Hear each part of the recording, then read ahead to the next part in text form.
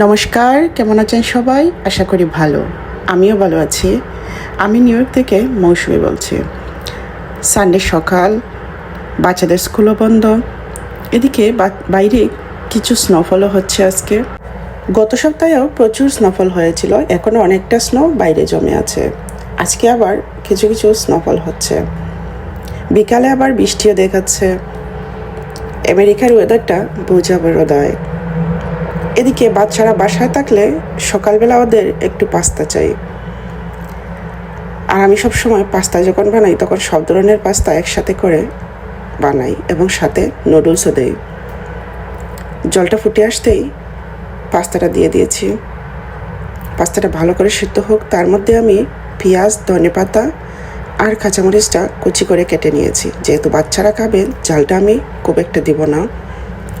আমি এতে মিক্স সবজি দিয়েছি, কারণ পাস্তার সাথে মিক্স সবজি হলে বেশ ভালো লাগে। পাস্তাটা মোটামুটি সেদ্ধ হয়ে এসেছে।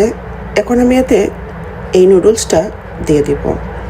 নুডলসটাকে আমি 4 ভাগ করে অল্প ভেঙে নিয়েছি, কারণ আস্ত দিলে এটা অনেক লম্বা লম্বা হয়। ভিতরে যে মশলা প্যাকেটটা আছে সেটা রেখে দিয়েছি। এই পকেটগুলোর ভিতরে একটা করে মশলার প্যাকেট থাকে, আর এই মশলাটা ছাড়া নুডলস খেতে কিন্তু একদম স্বাদ হয় না। পাস্তাটা ভালো করে সেদ্ধ হোক। এবার পেঁয়াজ কুচি ভাজা করার পালা। তেলটাকে গরম করে পেঁয়াজ কুচিগুলো ফ্রাই প্যানে দিয়ে দিয়েছি। ভালো করে ভেজে নেব এবারে। বাচ্চারা পাস্তা ভীষণ পছন্দ করে, আর উইকেন্ডেই ওদের একমাত্র সকালে ব্রেকফাস্ট খাওয়ার সুযোগ হয়। সারা সপ্তাহে স্কুল থাকলে সকালে আর ব্রেকফাস্ট খাওয়ার সুযোগ হয় না, স্কুলে গিয়েই ব্রেকফাস্ট করে। আজকে একটু বেশি করে পাস্তা বানিয়ে রাখবো, 2 দিন পর্যন্ত খেতে পারবে। 3টা ডিম দিয়ে দিয়েছি এতে। আমি ডিমটাকে চাইলে আলাদা ফেটিয়ে দেওয়া যায়, কিন্তু আমি এখানে দিয়ে দিব ফ্রাই প্যানের উপরে। এখন আমি এটাকে ভালো করে নেড়েচেড়ে মিক্স করে নিব। এখানে দিয়ে দিয়েছি আমি অল্প আদা কুচি। কোনো লবণ আমার এতে অ্যাড করার প্রয়োজন নাই। যে মশলার প্যাকেটটা ছিল নুডলসের প্যাকেটের ভিতরে, সেই 2টা মশলার প্যাকেটটাই আমি এখানে দিয়ে দিয়েছি। পাস্তার আসল স্বাদই থাকে এই নুডলসের প্যাকেটের মধ্যে। এই প্যাকেট দিয়ে রান্না করলে আমার কাছে পাস্তা বলেন আর নুডলস বলেন, খেতে কিন্তু বেশ টেস্ট হয়। এবার এটাকে ভালো করে নেড়ে ছেড়ে দিব, আর দিয়ে দিব কুচি করে কেটে রাখা ধনেপাতা। এদিকে আমার নুডলসটা সেদ্ধ হয়ে এসেছে। আমি নুডলসের জল ঝরিয়ে নেব। এদিকে পাইপটা পুড়ে যাবে, সেই জন্য আমি জলটা ছেড়ে দিয়েছি বেসিনে, ঠান্ডা জল, যেন পাইপটার মধ্যে না লাগে। বাহ, বেশ সুন্দর সেদ্ধ হয়েছে পাস্তাগুলো। দেখতে কি সুন্দর লাগছে, তাই না? মাঝে মাঝে অল্প ভেজিটেবলও আছে, মিক্স ভেজিটেবলগুলো দিয়েছিলাম। এবারে আমি এটাকে ভালো করে মিক্স করে নেব। পাস্তার আসল স্বাদই হচ্ছে চিজের মধ্যে, আর আমার বাচ্চারাও চিজ কিন্তু ভীষণ পছন্দ করে। পাস্তা রান্না করলে চিজ ছাড়া পাস্তা আমার কাছে খুব একটা ভালো লাগে না। আমি এখন এতে চিজটা দিয়ে দেব, আর কোনো লবণ এতে অ্যাড করবো না, কারণ চিজের মধ্যে লবণ থাকে।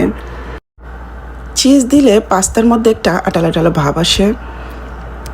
একটু বেশি করে দিয়েছি, কারণ বেশি বেশি চিজ হলে দেখতে কিন্তু বেশ সুন্দর লাগে এবং খেতেও বেশ সুস্বাদু হয়। চুলাটাকে অল্প আঁচে রেখেছি, গরমেই এই চিজগুলা গলে যাবে, বেশি সময় লাগবে না। আর এদিকে আমার সব কিছু ভালো করে মিক্স হতে হতে এটা গলেও যাবে। সুন্দর হয়েছে আমার পাস্তা রান্না। বাচ্চাদের ভীষণ পছন্দের খাবার। রান্না হয়ে গেল আমার পাস্তা। এবারে বাচ্চাদেরকে দিয়ে দিব। মাঝে মাঝে রাতে যখন ভাত খেতে ইচ্ছে করে না, তখন এই পাস্তাটা বানিয়ে খাই। আমার কিন্তু ভীষণ ভালো লাগে। আর আমার মেয়ে তো প্রায়ই বায়না ধরে, স্কুল থেকে এসেও বলবে মাঝে মধ্যে, মাম্মি পাস্তা আছে নাকি বাসায়। সুন্দর বানানো হয়ে গেছে, কি সুন্দর একটা গন্ধ বেরিয়েছে। খেতেও কিন্তু সেই সুস্বাদু হয়েছে। আমার মেয়েও বলেছে ভেরি টেস্ট হয়েছে। বাইরে স্নোফল হচ্ছে। আজকে এই স্নোটা বেশি জমবে না, কারণ বেশি স্নোফল দেখাচ্ছে না, অল্প পরিমাণে। বাইরের এই প্রকৃতিটা দেখতে আমার জানলা থেকে বেশ ভালো লাগে। উপরে হওয়াতে সামনের দিকটা পুরোটা ফাঁকা হওয়ায় পুরো দিক এইখান থেকে দেখা যায়। আর এই ভিউটা দেখে দেখে চা খাচ্ছি বসে। সে যতই পাস্তা খাই না কেন, সকালে ঘুম থেকে উঠে চায়ের নেশা আমার, চা এক কাপ না খেলে কিন্তু দিনটাই যেতে চায় না, যেন ঘুমের ভাবটাই আমার যেতে চায় না। কস্কো হচ্ছে এইখানে একটা হোলসেল মার্কেট। কস্কোতে অনেক জিনিসের দাম কম প্রাইসে পাওয়া যায়, রেগুলার গ্রোসারিগুলো থেকে অনেক কম প্রাইসে পাওয়া যায়। আর মাসের মধ্যে মোটামুটি 3-4 বার আমাদের কস্কোতে আসা হয়, সেই জন্য কস্কোটা আমাদের কাছে একটা রেগুলার সুপার মার্কেট হয়ে গেছে। বেশ মানুষজন এসেছে, এইখানে সবসময় এরকম ভিড় থাকে। মাথার উপরে সূর্য উঠে গেছে, কি চকচকে রোদ। কস্কোতে এমন ভিড় সবসময়ই থাকে, গাড়ি পার্ক পেতেও বেশ ঝামেলা পেতে হয়। অনেক মানুষজন আসে এখানে, আর এটা একটা অনেক বড় একটা মার্কেট। এখানে সবই পাওয়া যায় এবং রিটার্ন সার্ভিসটাও খুবই ভালো। বাচ্চাদের খাবার দাবার থেকে শুরু করে কাপড় চোপড় সবই এখানে পাওয়া যায়। এদের রিটার্ন সার্ভিসটাও খুবই ভালো। আমার ভিডিওটা কেমন লাগলো অবশ্যই কমেন্ট করে জানাবেন। আবারও আসবো নতুন কোনো ভিডিও নিয়ে। ততক্ষণ পর্যন্ত ভালো থাকবেন সবাই।